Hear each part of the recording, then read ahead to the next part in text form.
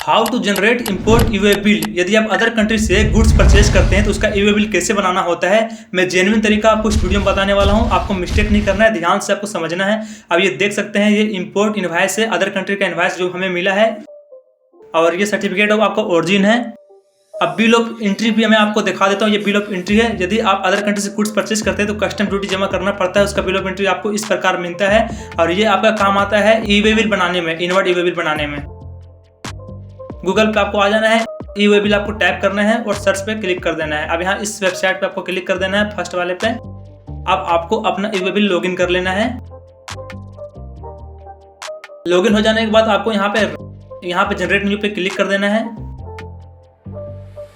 अब यहाँ पे आपको इन्वर्ट पे क्लिक करना है और इस साइड में आपको इंपोर्ट पे क्लिक कर देना है।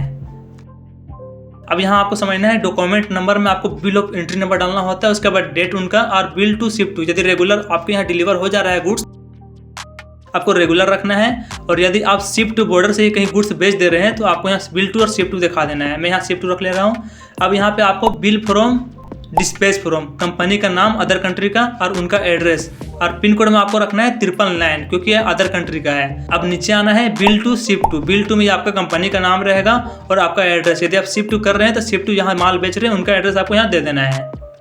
जस्ट आपको नीचे आना है और यहाँ प्रोडक्ट नेम, डिस्क्रिप्शन, जो आप आइटम्स गुड्स परचेज किए हैं उसका डिटेल, उसका एसेसन कोड, क्वांटिटी, प्लस क्या जीएसटी रेट है, ये सारा चीज़ आपको यहाँ मेंशन कर देना है।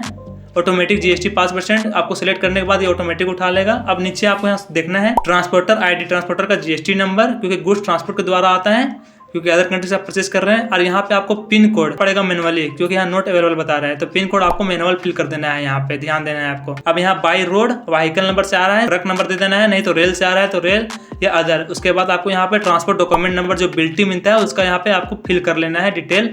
उसके बाद आपको यहाँ पे सबमिट पे क्लिक कर लेना होता है। सबमिट पे जैसे क्लिक कीजिएगा, आप देख सकते हैं ईवे बिल बन गया सक्सेसफुली।